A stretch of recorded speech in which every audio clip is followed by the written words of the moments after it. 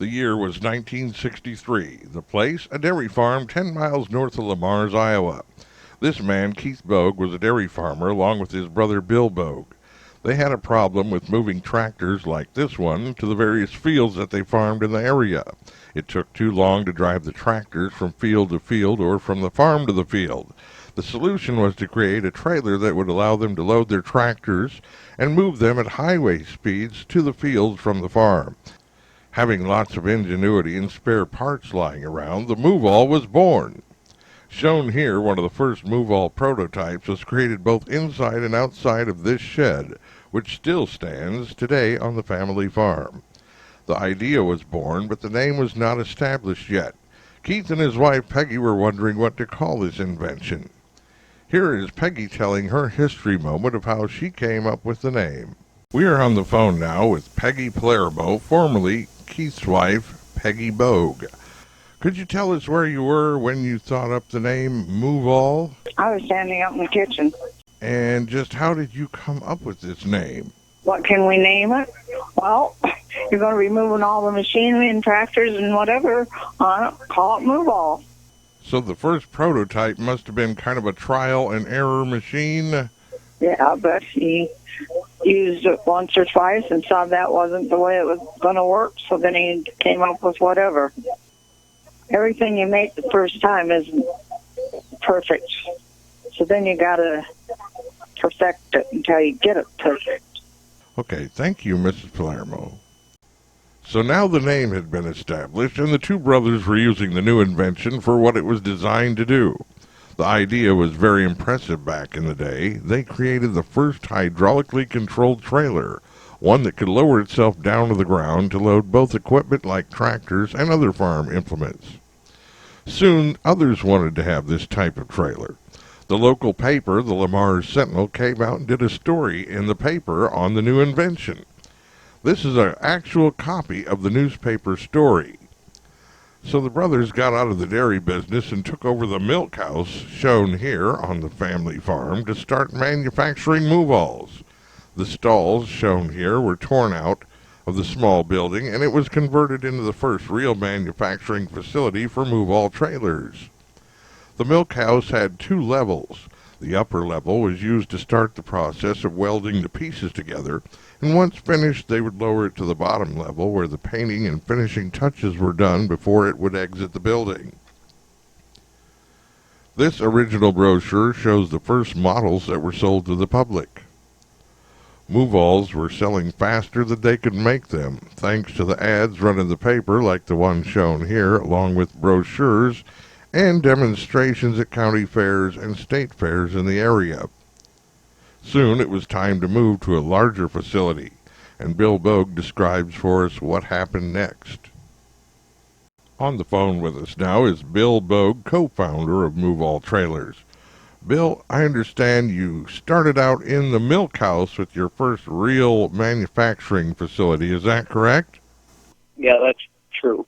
And then you did what after the milk house became too small or you couldn't build them fast enough? Where did you go from there? And then we went to Meriden, Iowa. And what company had that facility before you moved in? Lundell plant.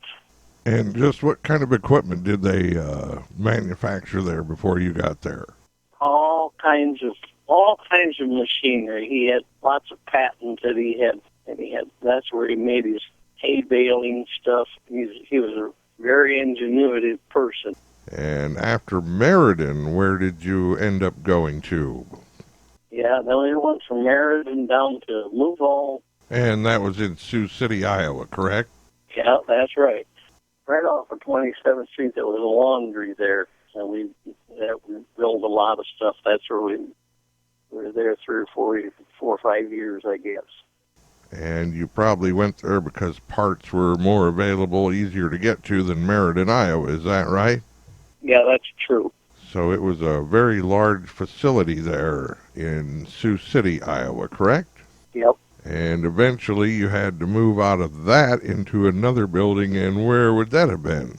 And then they moved down to the airport. That's when we moved down there. So now, you sold out of the company fairly early on. Would that have been when you were in Meriden? No, I said I didn't go to. I sold out when he was in on 27th Street. That's when I sold out. And I sold there for, I don't know, like $13,000 or something. I got out of it that time. But that's when then I didn't go. Then they moved from there down to the airport. You sold out to, I think, Jerry Joint, wasn't that his name? Yep, that's it. Yep, that's Jerry Joint. Yep, that's it. Thanks for talking with us, Bill. Going back in time now, we would like to present this original footage which was taken of one of the first Muv-All Trailers in action.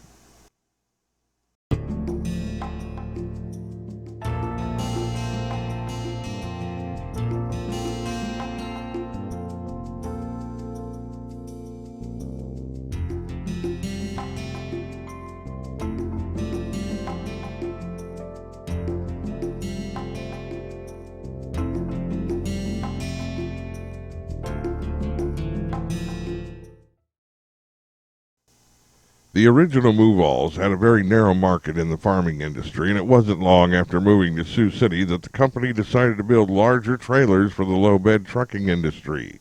Here are some photos of the early prototypes in their early stages. After some hits and misses, the famous RTW-45 came out on the market. This trailer was reproduced in the thousands, and it launched Muv-All onto the national market for decades. Shown here is one of the original RTW-45 owner's manuals, which is now on display at Muv-All's new headquarters at Palomino Manufacturing Corporation in St. Martin, Minnesota. Muv-All has gone through many changes since its inception by the Bogue brothers back in 1963. After being sold to the Wilson Trailer Company, the company was later sold to Palomino Manufacturing Corporation, who proudly carries on the name and quality standards that Muv-All was founded on. From the entire Bogue family, we salute the Palomino Manufacturing Corporation for their excellence in carrying on the quality and standards that made Muv-All a nationally known company.